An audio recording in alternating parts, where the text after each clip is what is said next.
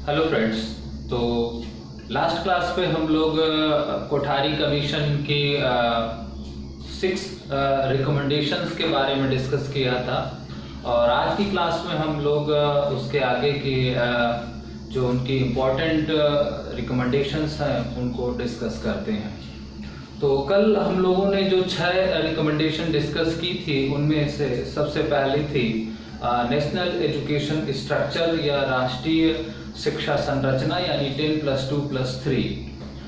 दूसरा जो हम लोगों ने डिस्कस किया था वो कॉमन स्कूल सिस्टम।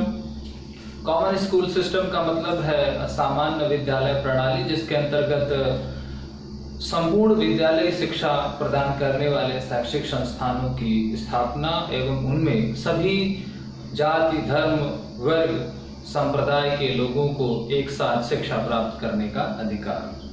तीसरा हम लोगों ने स्कूल कॉम्प्लेक्स के बारे में बात की थी। स्कूल कॉम्प्लेक्स अर्थात स्थानीय स्तर पर विभिन्न शैक्षिक संस्थाओं का एक स्वायत्त मान्यता प्राप्त समूह या संगठन।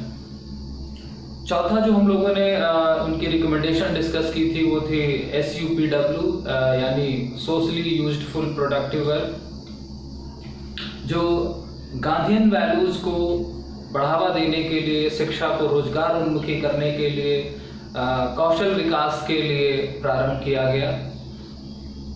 पांचवा जो उनका सुझाव था वो ट्राई लैंग्वेज हम लोगों ने डिस्कस किया था, त्रिभाषा फार्मूला, जिसमें हम लोगों ने रीजनल लैंग्वेज, नेशनल लैंग्वेज और एक फॉरेन लैंग्वेज के बारे में बात की थी।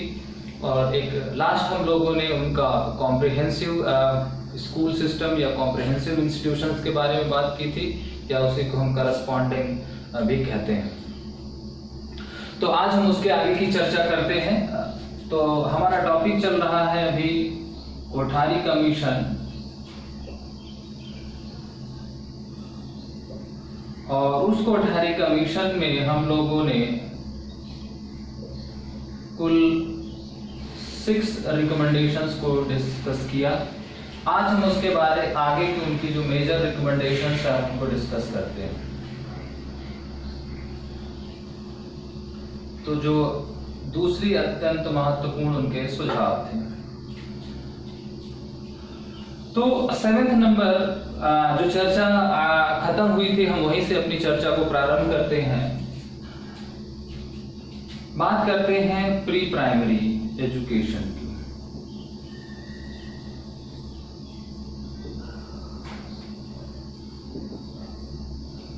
फिर बात करते हैं NPE की, यानी राष्ट्रीय शिक्षा नीति। फिर बात करते हैं वर्क एक्सपीरियंस की,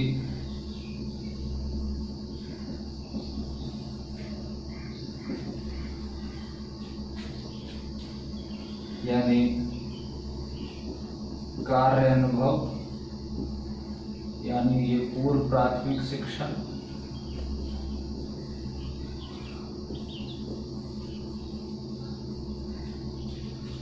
फिर बात करते हैं GDP की,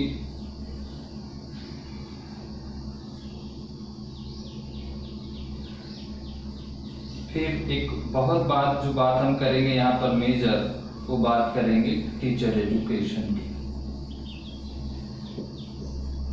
इसमें कई सारी चीजें हम लोग डिस्कस करेंगे।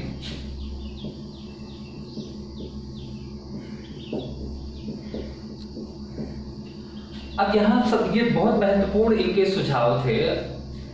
तो पहले अब केवल इतने ही नहीं, आगे भी हम डिस्कस करेंगे। जरा हम इनको 1 by 1 समझते हैं। तो जो 7वां उनका एक महत्वपूर्ण बिंदु निकल करके आता है वो है पूर्व प्राथमिक शिक्षा, यानी प्री प्राइमरी एजुकेशन, जिसे हम प्ले ग्रुप एजुकेशन कहते हैं। तो कोठारी कमीशन का कहना था कि जो प्राथमिक शिक्षा है वो 6 वर्ष से प्रारंभ होनी चाहिए, अर्थात बच्चे का जो एलिमेंट्री एजुकेशन में एडमिशन होगा वो मिनिमम 6 ईयर की एज में होना चाहिए। लेकिन उनका कहना था कि प्राथमिक शिक्षा प्रारंभ होने से पहले 3 वर्षीय पूर्व प्राथमिक शिक्षा होनी चाहिए, यानी किंडरगार्टन एजुकेशन होनी चाहिए। तो यहाँ पर उन्होंने कहा कि 3 इयर्स की जो है वो प्री प्राइमरी एजुकेशन होनी चाहिए before the starting of elementary education. तो कई दफा ये पूछा गया कि भारत में जो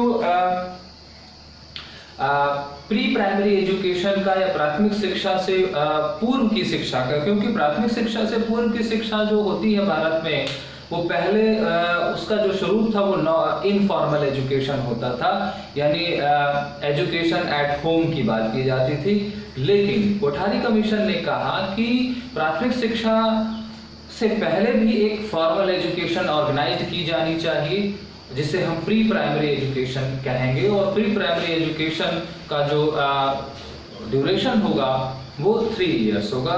तो ये भी एक बहुत महत्वपूर्ण बिंदु था एग्जाम की दृष्टि से कोठारी कमीशन का, कि भाई इंडिया में प्री प्राइमरी एजुकेशन का इंट्रोड्यूस या रिकमेंडेशन किस कमीशन ने किया और इसका ड्यूरेशन कितना होता है।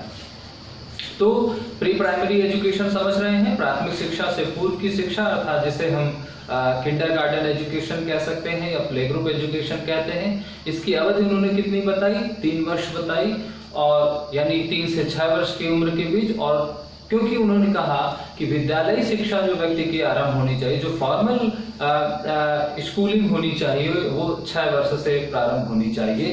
तो 6 वर्ष से पहले किसी व्यक्ति का एडमिशन नहीं होगा, और उस 6 वर्ष की उम्र से पहले व्यक्ति को 3 साल की पूर्व प्राथमिक शिक्षा दी जाएगी। फिर एक दूसरा बहुत महत्वपूर्ण सुझाव था नेशनल पॉलिसी ऑफ एजुकेशन या राष्ट्रीय शिक्षा नीति। चूंकि स्वतंत्रता प्राप्ति के पश्चात कई कमीशन तो बन गए थे, लेकिन कोई नीति नहीं बनी थी, कोई पॉलिसी नहीं बनी थी, कोई नेशनल डॉक्यूमेंट नहीं बन रहा था। तो एक बहुत महत्वपूर्ण यहाँ पर बिंदु निकल करके आया कि आजकल अभी हम रिसेंटली भारत की नई राष्ट्रीय शिक्षा नीति 2019 की बात कर रहे हैं, जिसका ड्राफ्ट या प्रारूप आ चुका है। और बहुत सारी शिक्षा नीतियां आई, 1986 की शिक्षा नीति, 92 की शिक्षा नीति, और एक नई शिक्षा नीति जो आ रही है। लेकिन ये जो शिक्षा नीतियां हैं, इनको बनाने का जो सुझाव था वो किसने दिया था? ये कई दफा एग्जाम में पूछा गया है। तो उन्होंने कहा कि एनपीई का गठन किया जाए, भारत में शैक्षिक सुधारों के लिए जो है वो राष्ट्रीय शिक्षा नीति बनाई जाए।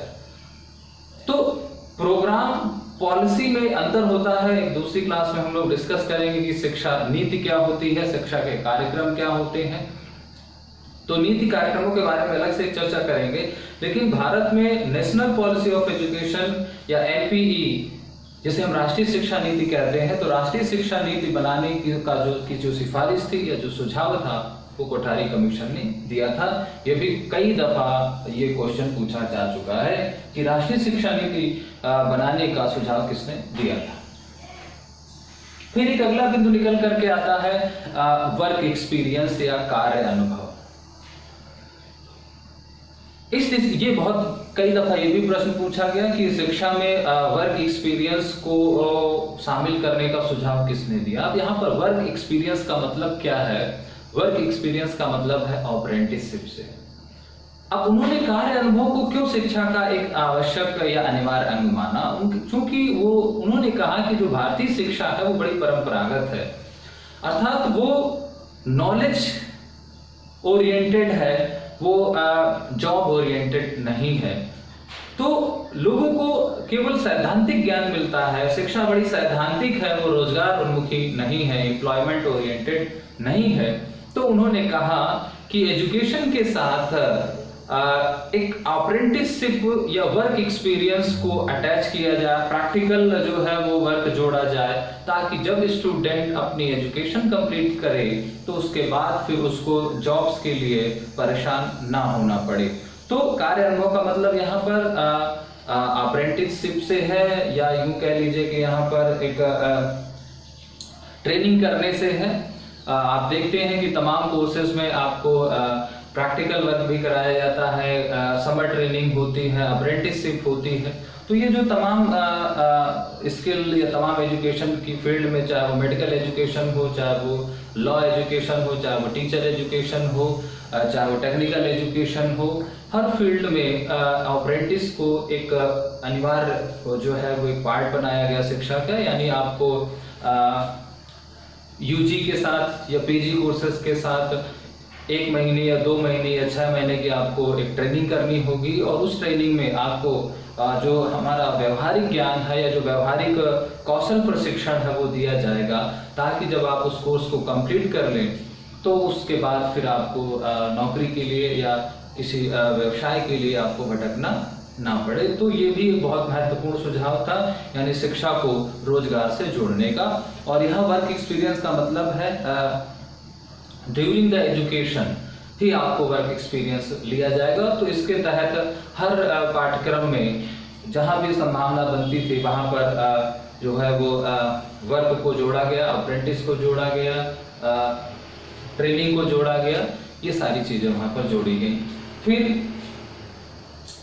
एक और अत्यंत महत्वपूर्ण सुझाव दिया था कि जो सेंट्रल गवर्नमेंट है या स्टेट गवर्नमेंट है वो जीडीपी का 6% जो है वो खर्च करेंगी। हालांकि अभी तक जो 2019-20 का जो बजट है उसमें भी सरकार ने जीडीपी का 4.6% ही बजट रखा है, लेकिन कोठारी कमीशन ने ही कहा था कि अगर आपको शिक्षा में जो है वो प्रगति करनी है तो शिक्षा को उन्होंने निवेश कहा। उन्होंने कहा कि एजुकेशन इज द इन्वेस्टमेंट, तो आपको यहाँ पर इन्वेस्टमेंट करना होगा और उस इन्वेस्टमेंट में आपको संसाधन जुटाने पड़ेंगे और उस संसाधन के लिए आपको यहाँ पर पैसा लगाना पड़ेगा। इसलिए आपको शैक्षिक शिक्षा में मात्रात्मक और गुणात्मक की उन्नति के लिए आपको अपनी जो आपकी जो भी जीडीपी है या जो भारत सरकार की आय है उसका 6% कम से कम शिक्षा में खर्च करना होगा।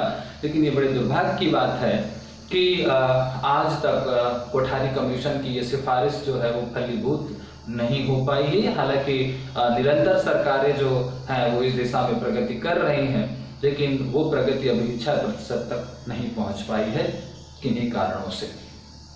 तो ये क्वेश्चन भी पूछा जाता है कि शिक्षा में कम से कम 6% जीडीपी इन्वेस्टमेंट की सिफारिश किसने की, तो वो था कोठारी कमीशन। हाँ, अब टीचर एजुकेशन के बारे में बात करते हैं। टीचर एजुकेशन के बारे में जो कोठारी कमीशन के रिकमेंडेशंस हैं वो बहुत ही फिनोमिनल हैं या बहुत ही क्रांतिकारी हैं, या यूं कहे बड़ा ही जो है एक बदलाव स्वरूप था। तो उसमें कई सारे बिंदु निकल करके आते हैं जिनकी हम यहाँ पर चर्चा करेंगे। तो टीचर एजुकेशन से ही रिलेटेड हम बातें यहाँ पर करेंगे, अध्यापक शिक्षा के बारे में।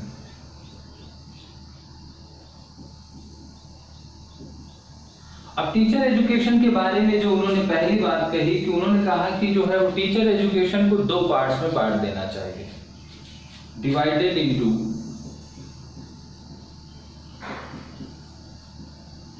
2 पार्ट्स। पहला प्री सर्विस टीचर एजुकेशन और दूसरा है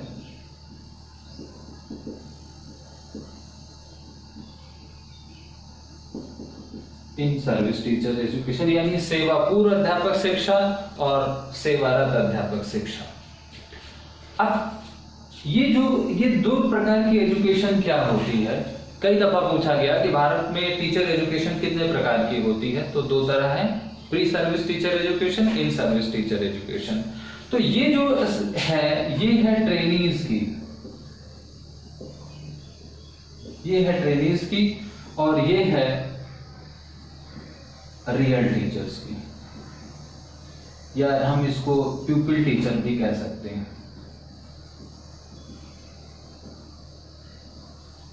प्यूपिल टीचर्स की ये है। तो यानी जो जैसे कि बीएड स्टूडेंट हैं, बीटीसी स्टूडेंट हैं,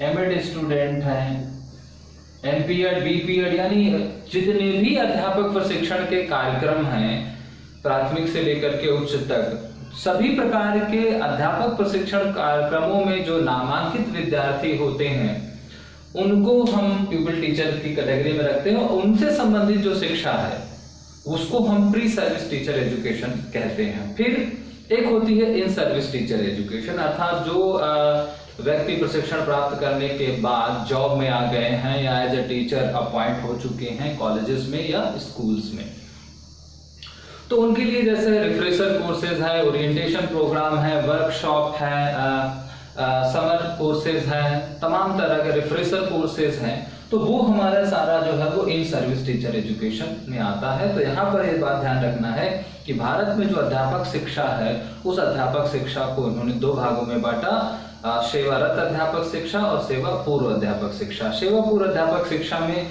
अध्यापक शिक्षा के विभिन्न कार्यक्रमों में अध्ययनरत विद्यार्थियों से संबंधित शिक्षाओं का प्रावधान होता है, जबकि सेवारत अध्यापक शिक्षा में जो एज टीचर कार्यरत शिक्षक हैं उनकी व्यावसायिक उन्नति के लिए विभिन्न जो है शैक्षिक कार्यक्रमों का प्रावधान होता है।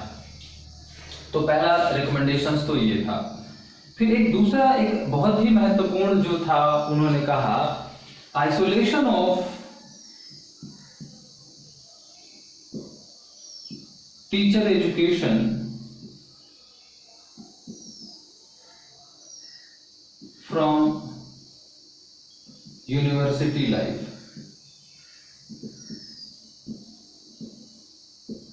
कई दफा ये क्वेश्चन पूछा गया कि अध्यापक शिक्षा में अलगाव शब्द का इस्तेमाल किसने किया। कई दफा ये क्वेश्चन पूछा गया। आइसोलेशन का मतलब होता है अलगाव, तो अलगाव शब्द जो था वो कोठारी कमीशन ने पूछा गया। अब यहां पर ये आइसोलेशन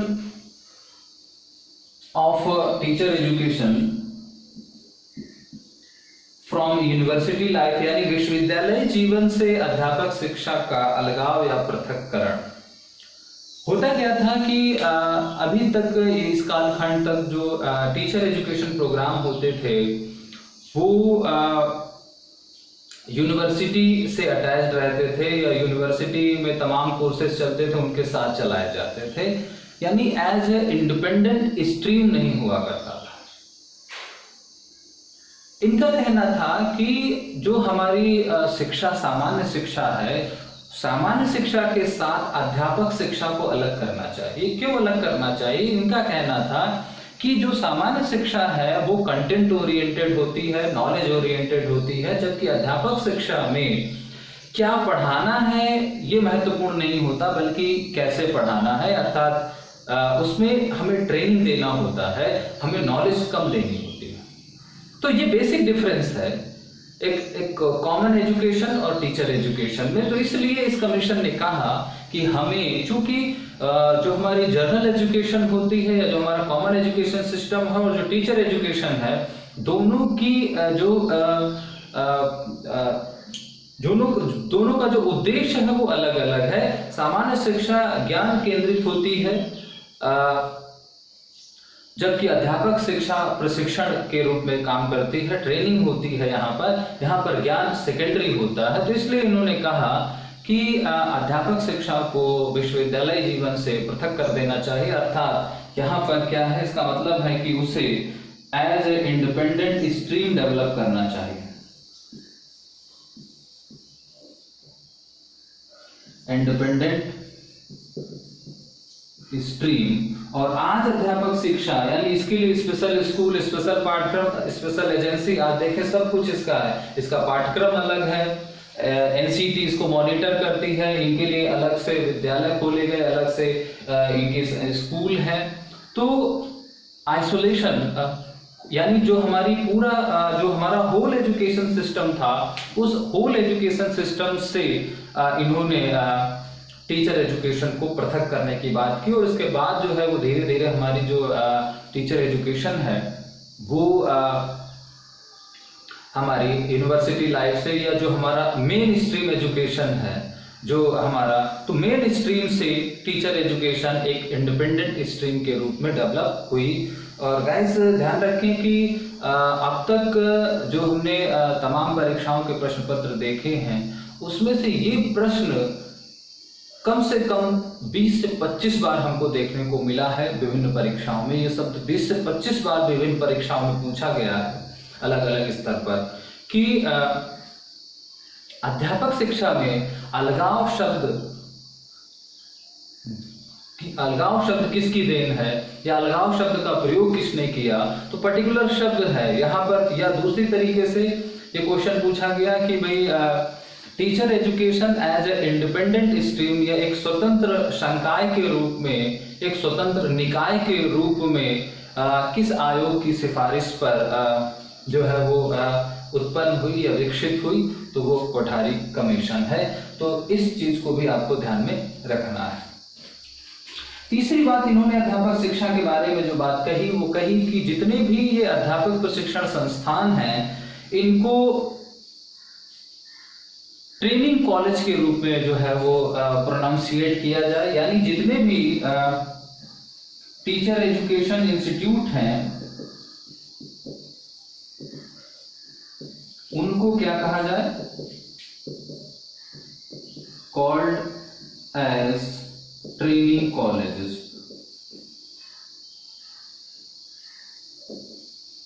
उनको ट्रेनिंग कॉलेज कहा जाए। ये क्वेश्चन भी बहुत पूछा जाता है। फिर चौथी बात उन्होंने कही कि यूजी एवं पीजी लेवल में, यूजी पीजी लेवल पर एजुकेशन शब्द को या एजुकेशन या शिक्षा शास्त्र को टीच एज अ सब्जेक्ट और एमए एजुकेशन इन्होंने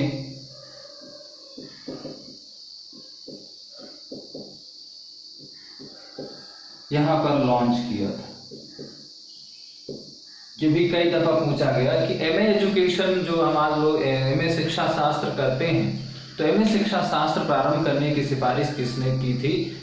क्योंकि इसने स्वतंत्र निकाय के रूप में अध्यापक शिक्षा की बात की और तो शिक्षा शास्त्र विषय को एक स्वतंत्र विषय के रूप में पराय स्नातक स्तर पर पढ़ाने के लिए और स्नातक और पराय स्नातक पर शिक्षा शास्त्र को एक विषय के रूप में पढ़ाने के लिए भी इन्होंने बात की थी। तो एजुकेशन, एमए में एजुकेशन और बीए पे जो एजुकेशन एज ए सब्जेक्ट आया वो कोठारी कमीशन की सिफारिश पर ही आया।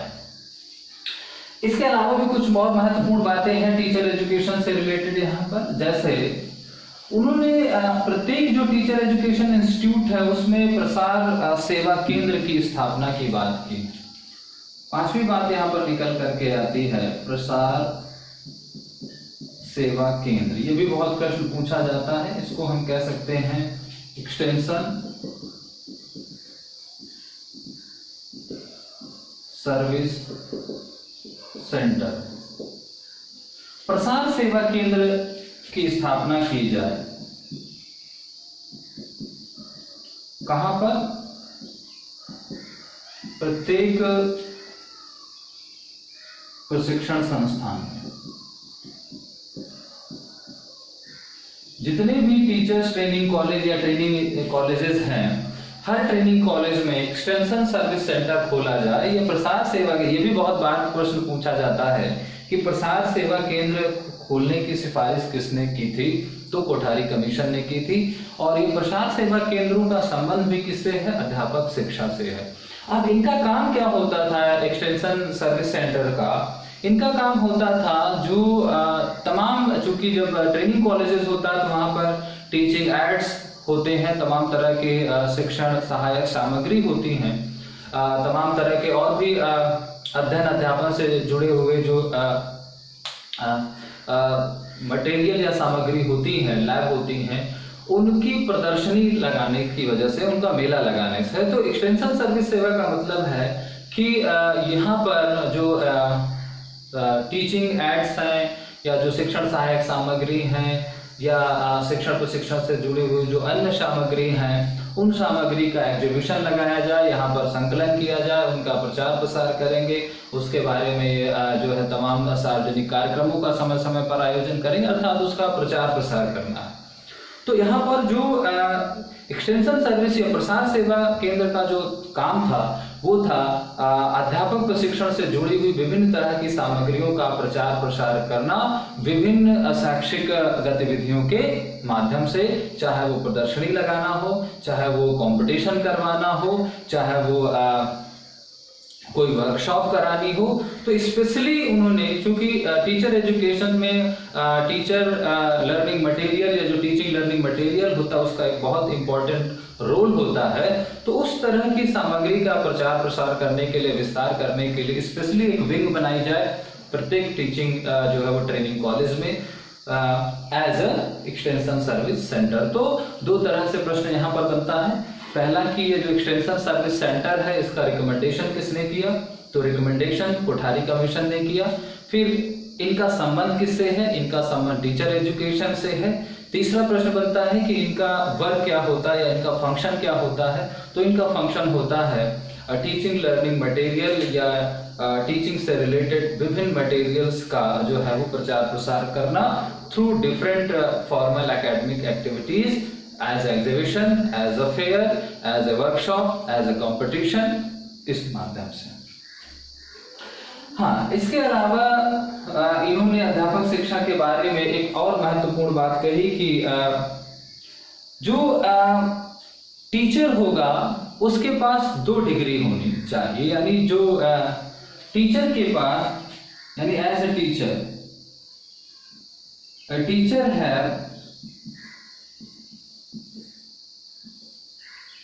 has at least 2 डिग्री, यानी अध्यापक के पास कम से कम जो है वो 2 डिग्री होनी चाहिए। 2 डिग्री का मतलब क्या है कि तभी उसका जो है अपॉइंटमेंट होगा टीचिंग इंस्टीट्यूट्स में। जैसे पहली डिग्री तो उसकी होना चाहिए कि उसको किसी सब्जेक्ट में पीजी होना चाहिए, subject in PG in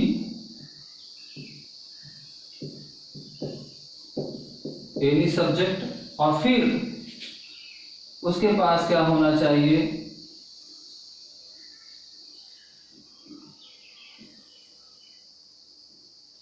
PG in education होना चाहिए। यानी हम यहाँ पर केवल उन अध्यापकों की बात कर रहे हैं जो टीचर एजुकेशन प्रोग्राम से जुड़े हुए हैं, नॉर्मल एकेडमिक्स में बात नहीं कर रहे हैं, यानी यहाँ पर उसके पास एमएड होना चाहिए। तो कम से कम 2 डिग्री होनी चाहिए। यहाँ पर बीएड की भी बात हो सकती है, कम से कम यूजी यानी ग्रेजुएट हो या बीएड हो या फिर मास्टर लेवल पर अगर उसको करना है यहाँ पर, तो 2 डिग्री उसके पास कम से कम होना चाहिए, UG PG in any subject और यूजी पीजी इन एजुकेशन, अर्थात यहाँ पर बीएड हो या एमएड हो, कम से कम उसको टीचर इंस्टीट्यूट्स में पढ़ाने के लिए। तो आज भी ये नॉर्म्स टीचर एजुकेशन की फील्ड में फॉलो किया जाता है कि किसी भी टीचर्स का अप्रूवल या किसी भी टीचर का अपॉइंटमेंट तब होता है जब उसके पास कम से कम 2 डिग्री होनी चाहिए। पहले क्या होता था, केवल बीएड कर लेते थे, हो जाते थे, एमएड कर ले, अब या केवल एमएड किया, पीजी नहीं है तो उसको एमएड लेवल पर टीचिंग नहीं मिलती है। तो आज भी ये जो है नॉर्म्स फॉलो किया जाता है कि एज एक शिक्षक के रूप में कार्य करने के लिए, शिक्षक के रूप में नियुक्त पाने वाले व्यक्ति के पास कम से कम 2 जो है उपाधियां होनी चाहिए। एक उसकी जो है वो अकादमिक उपाधि होगी और एक उसकी अध्यापक प्रशिक्षण जो है वो पाठ्यक्रम या कार्यक्रम या कोर्स से संबंधित जो है वो उपाधि होनी चाहिए। तो PG in any subject, PG in teacher education syllabus या कोर्स, यानी बीएड या एमएड लेवल पर। तो ये था हमारा टीचर एजुकेशन से रिलेटेड उनका रिकमेंडेशन। टीचर एजुकेशन में जितनी भी बातें, यानी 3 बातें आपको बहुत ही महत्वपूर्ण रखना है। पहली तो प्री सर्विस, इन सर्विस आपको ध्यान में रखना है। दूसरा आपको आइसोलेशन आपको ध्यान में रखना है, ये तो बहुत ही ज्यादा महत्वपूर्ण है, पूछा जा चुका है, इसकी फ्रीक्वेंसी बहुत हाई होती है। और फिर यहाँ पर जो है ये प्रसार सेवा केंद्र को आपको ध्यान में रखना है। अब इसके अलावा भी बहुत सारी जो है वो छोटी छोटी जो है वो रिकमेंडेशंस हैं कोठारी कमीशन की, जिनको हम वन बाय वन देखने लगते हैं।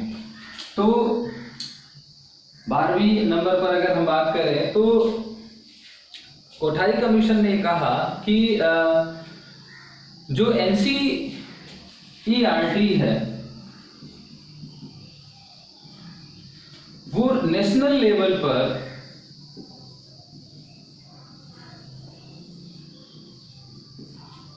स्कूलिंग एजुकेशन का एडमिनिस्ट्रेशन देखे या उसको एडमिनिस्ट्रेट करे। ये बहुत महत्वपूर्ण, चूंकि NCERT की स्थापना 1961 में हो चुकी थी। तो पूरे भारतवर्ष में इस आयोग का कहना था कि पूरे भारतवर्ष में विद्यालय शिक्षा का जो प्रशासन और प्रबंधन है उसकी जिम्मेदारी NCERT को दे दी जाए, और इस आयोग की सिफारिश को सरकार ने मान भी लिया था।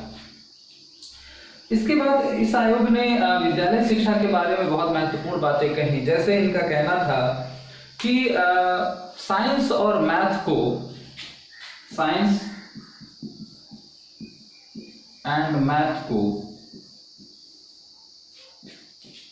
10th तक कंपलसरी किया जाए, सभी विद्यार्थियों को पढ़ना है अनिवार्य रूप से।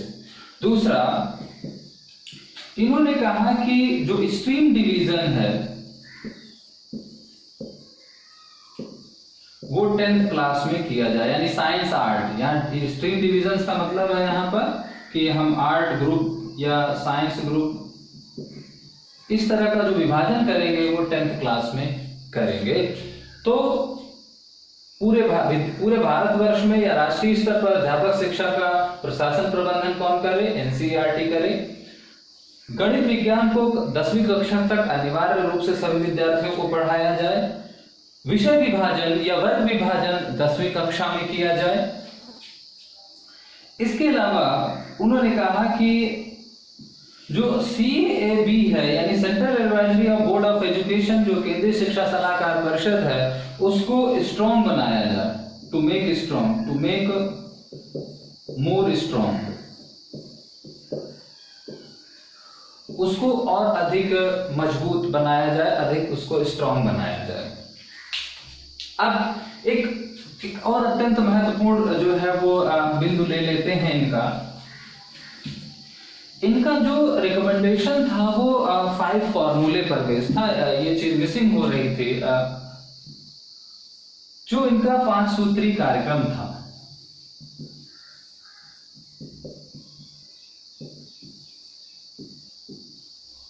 इन्होंने शिक्षा के 5 सूत्री कार्यक्रम बनाया, 5 फार्मूला। कई दफा ये पूछा गया है कि शिक्षा के 5 सूत्री कार्यक्रम किससे संबंधित है, तो 5 सूत्री कार्यक्रम है क्या? इन्होंने पहला इनका कार्यक्रम है एजुकेशन एंड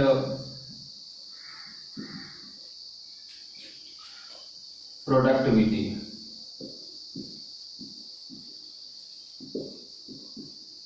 यानी शिक्षा एवं उत्पादन।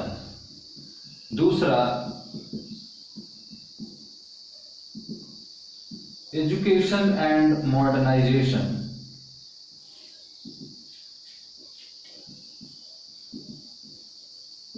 शिक्षा एवं आधुनिकता या शिक्षा का आधुनिकीकरण भी कह सकते हैं। तीसरा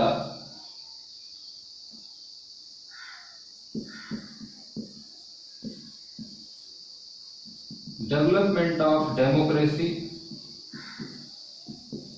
प्रजातंत्र का विकास या लोकतंत्र का विकास। चौथा सोशल एंड नेशनल इंटीग्रेशन, यानी सामाजिक एवं राष्ट्रीय एकीकरण। और पांचवा और अंतिम है social, moral and spiritual value development, सामाजिक नैतिक एवं आध्यात्मिक मूल्यों का विकास। तो इनकी जो पूरी की पूरी शिक्षा थी ये 5 जो है वो पिलर्स पर बेस्ड थी। इन 5 ही संदर्भों में ही इन्होंने तो शिक्षा एवं उत्पादकता की बात, यानी शिक्षा को यहाँ रोजगार से जोड़ने की बात की गई, और इसी शिक्षा को रोजगार से जोड़ने के संदर्भ में उन्होंने जो है वर्क एक्सपीरियंस शब्द को जोड़ा, या कार्य अनुभव को उन्होंने शिक्षा के साथ कनेक्ट किया। इसी प्रोडक्टिविटी को बढ़ाने के लिए उन्होंने SUPW जोड़ा। जो अभी तक रिकमेंडेशंस आपने पढ़ी उनको यहाँ से हम कनेक्ट कर रहे हैं। SUPW की बात की तो वो किससे है? प्रोडक्टिविटी से बात की। उन्होंने माध्यमिक विद्यालयों के व्यवसायीकरण, यानी उन्होंने 25%, हाँ एक बिंदु यहाँ पर लिख सकते हैं कि जो सेकेंडरी स्कूल थे उन सेकेंडरी स्कूल्स में से 25% स्कूल्स को वोकेशनल स्कूल्स में कन्वर्ट करने की बात की गई। तो वो किसके लिए था? प्रोडक्टिविटी के बारे में बात था। फिर एजुकेशन एंड मॉडर्नाइजेशन के बारे में बात की तो वो जो उनका स्कूल कॉम्प्लेक्स की अवधारणा है वो क्या है? मॉडर्नाइजेशन है। वो जो कॉमन स्कूल सिस्टम है वो क्या है? वो मॉडर्नाइजेशन है। वो राष्ट्रीय शिक्षा नीति के बारे में बात की जा रही है, वो क्या है? मॉडर्नाइजेशन है। फिर डेवलपमेंट ऑफ डेमोक्रेसी के बारे में बात की जा रही है तो वो जो हमारे कॉम्प्रिहेंसिव कॉलेज है या जो बहुउद्देशीय विद्यालय है, बहुउद्देशीय विद्यालय किसके हैं? डेमोक्रेसी के लिए है। 10+2+3 किसके लिए है? नेशनल इंटीग्रेशन के लिए है। तमाम और भी बातें जो है, तो कहने का तात्पर्य यहाँ पर ये है कि वो जो उनकी हमने रिकमेंडेशंस पढ़ी, वो रिकमेंडेशंस जो निकल करके आई इन्हीं 5 मुख्य बिंदुओं पर निकल आई, यही 5 डायमेंशंस हैं। तो यहाँ पर क्या है?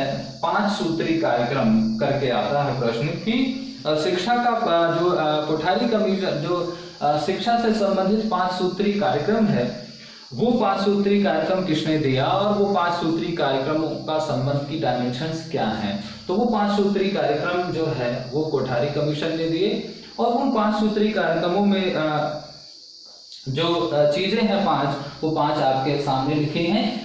शिक्षा एवं जो है उत्पादनशीलता या उत्पादकता, शिक्षा एवं आधुनिकता, लोकतंत्र का विकास या प्रजातंत्र का विकास, सामाजिक एवं राष्ट्रीय एकीकरण, और सामाजिक नैतिक एवं आध्यात्मिक मूल्यों का विकास। इसके अलावा 2-3 बातें और अंत में देख लेते हैं इनके कमीशन से जुड़ी हुई। एक महत्वपूर्ण इन्होंने बात की कि प्रत्येक राज्य में राज्य शिक्षा परिषद खोली जाए। 7वां इनका निकल करके आता है कि प्रत्येक राज्य में एक राज्य शिक्षा परिषद ओपन की जाए।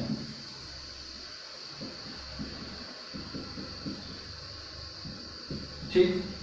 फिर इनका कहना था कि प्रत्येक जिले में एक निर्देशन ब्यूरो की स्थापना की जाए। प्रत्येक जिले में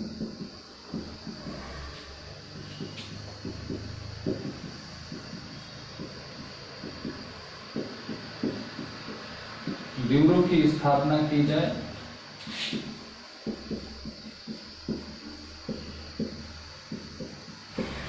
अब ये राज्य शिक्षा परिषद का काम क्या था?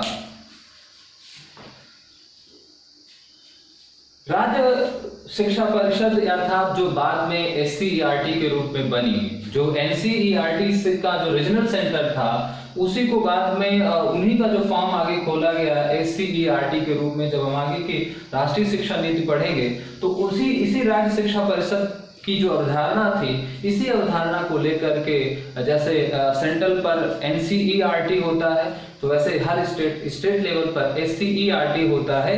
तो ये जो राज्य शिक्षा परिषदें थी, वो राज्य शिक्षा परिषदें जो थी वो इक्विवेलेंट किसके थी? बाद में ये थी SCERT। हालांकि इनका नामकरण यहाँ पर नहीं था, लेकिन इस बात को फिर बाद में जाकर के सरकार ने जो है स्वीकार किया और इसकी जो परिणति थी वो SCERT के रूप में निकल करके आई। फिर प्रत्येक जिले में जो निर्देशन ब्यूरो है, निर्देशन ब्यूरो को आप ऐसे समझ सकते हैं कि जैसे एम्प्लॉयमेंट ऑफिस है, जैसे आप कहते हैं ना रोजगार केंद्र, जैसे एम्प्लॉयमेंट ऑफिस होता है, रोजगार कार्यालय। तो ये जो निर्देशन ब्यूरो है एक्चुअल में ये है क्या, रोजगार कार्यालय होता है।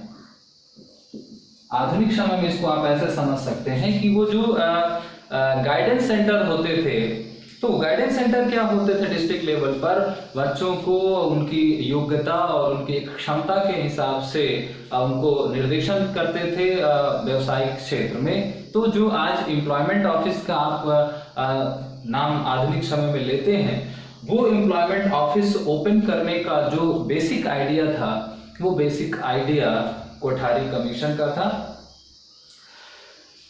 तो ये कुछ महत्वपूर्ण बिंदु थे कोठारी कमीशन से संबंधित जिनकी हम लोगों ने चर्चा की है। काफी हद तक हम लोग इसमें जो चीजें हैं वो टू द पॉइंट आपको ध्यान में रखना है, क्योंकि किसी चीज को पढ़ लेना उतना महत्वपूर्ण नहीं होता, बल्कि उस पढ़े हुए को ग्रहण करते हुए फिर परीक्षा में उसको इम्प्लीमेंट करना महत्वपूर्ण होता है। इसलिए हमने चीजों को उस दृष्टि से इस कमीशन में रखा है, के अंतर्गत रखा है, जिस दृष्टि से एग्जाम में हमसे पूछे जाते हैं। तो टू द पॉइंट हमने चर्चाएं की हैं। वैसे बहुत बड़ा आयोग है, बहुत तमाम और बातें हैं, लेकिन हमने केवल उन्हीं पहलुओं को और उन पहलुओं को उन शब्दों के साथ, उन बिंदुओं के साथ लेकर के आने की कोशिश की थी जिन बिंदुओं के साथ हमसे सीधे सीधे परीक्षाओं में प्रश्न पूछे जाते हैं या हमारे सामने रखे जाते हैं। तो गाइस, ये था हमारा कोठारी कमीशन की चर्चा। और अगली क्लास पर हम लोग भारत की, चूंकि अभी एनपीई के रिकमेंडेशंस की बात आई है कि भारत में जो राष्ट्रीय शिक्षा नीति बनाने की जो सिफारिश थी वो कोठारी कमीशन ने की थी, और फिर कोठारी कमीशन की इस सिफारिश को सरकार ने बहुत जल्दी स्वीकार किया और 1968 में एनपीई 1968 आया, और जो भारत की पहली राष्ट्रीय शिक्षा नीति होने का जिसको गौरव प्राप्त है। तो अगली चर्चा हमारी राष्ट्रीय शिक्षा नीति 1968 के परिप्रेक्ष्य में होगी, और राष्ट्रीय शिक्षा नीति 1968 या फिर भारत में अब तक जितनी भी राष्ट्रीय शिक्षा नीतियां आई हैं, इन सभी शिक्षा नीतियों के मूल में एक ही कमीशन है, वो है कोठारी कमीशन। तो जब भी आप राष्ट्रीय शिक्षा नीति या एनपीई देखें तो उसके लिए कोठारी कमीशन को धन्यवाद कहें, क्योंकि इसी की सिफारिश पर भारत में ये एक व्यवस्था जो है वो विकसित हुई और तब से आज तक वो सतत रूप से चली आ रही है। तो गाइस, वीडियो के आखिर में रोज की तरह आपसे हमारे 2 सवाल हैं और उन 2 सवालों के आपको जवाब देने हैं। तो आज का जो हमारा पहला सवाल है, वो पहला सवाल है कि जो ओदांता गिरी, या यूं कहें कि जो हमारे बौद्ध शिक्षा से संबंधित शैक्षिक संस्थान हैं, उसमें से जो वल्लभी है, वल्लभी की स्थापना किस शासक ने की थी? बौद्ध शिक्षा में हमने बहुत सारे शैक्षिक संस्थानों के बारे में बात की थी, तो उसमें से एक वल्लभी है। तो आपको बताना है कि वल्लभी किस राज्य में है, किसने स्थापना की है, और ये बौद्ध धर्म के किस संप्रदाय का वाहक है। यहाँ पर 3 बातें इस प्रश्न के अंतर्गत हैं, तीनों को आपको बताना है। पहला, वल्लभी बौद्ध धर्म की किस शाखा से संबंधित है, किस राज्य में है, और किसने इसकी स्थापना की है। ये था पहला सवाल। और आज का जो दूसरा सवाल है वो है कि जो प्रवज्जा संस्कार है उसका संबंध किस शिक्षा से? एक एजुकेशनल सेरेमनी होती है प्रवज्जा संस्कार, और उस प्रवज्जा संस्कार का संबंध किस शिक्षा से है? वैदिक शिक्षा से है, जैन शिक्षा से है, धर्म जो है बौद्ध शिक्षा से है। और ये जो संस्कार है वो एडमिशन सेरेमनी है या कन्वोकेशन सेरेमनी है? तो थोड़ा सा कॉम्प्रिहेंसिव क्वेश्चन है। तो पहला सवाल है कि वल्लभी बौद्ध धर्म के किस संप्रदाय से संबंधित है, किस राज्य में है और किसने इसकी स्थापना की। दूसरा प्रश्न है जो प्रवज्जा संस्कार है वो किस शिक्षा से संबंधित है और शिक्षा का कौन सा संस्कार है, शिक्षा का समापन संस्कार है या विद्या आरंभ संस्कार है। तो ये 2 प्रश्नों के जवाब आपको कमेंट सेक्शन में देने हैं। बहुत सारे बच्चों ने लास्ट क्लास पर पूछे गए प्रश्नों का बहुत ही सारगर्भित और बहुत ही प्रभावशाली जवाब दिया है। तो इससे एक बात समझ में आ रही है कि कुछ स्टूडेंट्स बहुत तल्लीनता से और बहुत जो है संवेदनशीलता के साथ अध्ययन कर रहे हैं। तो गाइस आप लोग ऐसे ही लगे रहें और बहुत जल्द आपके हाथ में आपकी सक्सेस होगी। तो आज के लिए इतना ही guys. Thank you so much for the watching video and please give the your feedback in the comment section. Good bye, take care.